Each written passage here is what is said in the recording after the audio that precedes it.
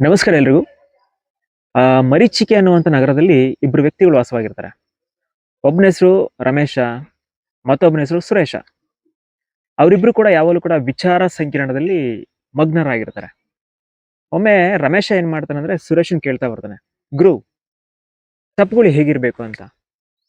ಅದಕ್ಕೆ ಸುರೇಶ ಹೇಳ್ತಾನೆ, ನನಗಿಂತ ಬೆಟರ್ ಅಂತಂದ್ರೆ ನಮ್ಮೂರಲ್ಲಿ ಒಬ್ಬ ಮಹೇಶ ಇದ್ದಾನೆ, ಮಹೇಶನ್ ಹೋಗಿ ಕೇಳೋಣ ಅಂತ. ಓಕೆ, ಮಹೇಶನ ಮನೆ ಹತ್ರ ಹೋಗ್ತಾರೆ. ಮಹೇಶನ ಮನೆ ಹತ್ರ ಹೋದಾಗ ಎಗೇನ್ ಅವನು ಕಾಫಿ ಅಥವಾ ಟೀನ ತಗೋತಾ ಇರ್ತಾನೆ. ಕೇಳ್ತಾರೆ, ಮಹೇಶ್ ಅವರೇ, ತಪ್ಪುಗಳಂದ್ರೆ ಹೇಗಿರ್ಬೇಕು ಅಂತ. ಅದಕ್ಕೆ ಮಹೇಶ್ ಅವ್ರು ಹೇಳ್ತಾರೆ, ತಪ್ಪುಗಳು ಹೇಗಿರ್ಬೇಕು ಅಂದ್ರೆ ಒಂದೇ ಬಾರಿ ಆಗಿರ್ಬೇಕು. ಆ ಒಂದು ತಪ್ಪಿಂದ ಏನಾದ್ರೂ ಹೊಸದನ್ನ ನಾವು ಕಲ್ತಿರ್ಬೇಕು. ಮತ್ತದೇ ತಪ್ಪನ್ನ ನಾನು ಮಾಡ್ತೀನಿ ಅಂದ್ರೆ ನಾನೇನಾಗ್ತೀನಿ ಅಂದ್ರೆ ನಾನು ಪ್ರಾಣಿ ಆಗ್ತೀನಿ. ಅಥವಾ ಆ ತಪ್ಪಿಂದ ಏನಾದ್ರೂ ಹೊಸದನ್ನ ನಾನು ಕಲ್ತಿರ್ತೀನಿ ಅಂತಂದ್ರೆ ನಾನು ಮನುಷ್ಯನಾಗಿರ್ತೀನಿ ಅಂತ ಹೇಳ್ತಾ ಬರ್ತಾನೆ.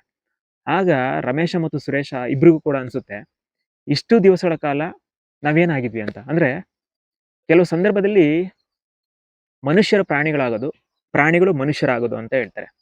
ಹೇಗೆ ಅಂದ್ರೆ ನಾವು ಮಾಡುವಂತ ಒಳ್ಳೆ ಕೆಲಸಗಳು. ನನಗೀಗ ಅನ್ನಿಸ್ತಾ ಇದೆ, ಇಷ್ಟು ದಿವಸಗಳ ಕಾಲ ನಾನೇನಾಗಿದ್ದೆ ಅಂತ. ಮನುಷ್ಯನಾಗಿದ್ನ ಅಥವಾ ಪ್ರಾಣಿಯಾಗಿದ್ನ ಅಂತ. ಅಟ್ ದ ಸೇಮ್ ಟೈಮ್ ನಿಮಗೂ ಕೂಡ ಅನ್ನಿಸ್ತಿರುತ್ತೆ ನೀವೇನು ಅಂತ. ಜಸ್ಟ್ ಪ್ರಶ್ನೆ ಮಾಡ್ಕೊಳ್ಳಿ. ಬಾಯ್.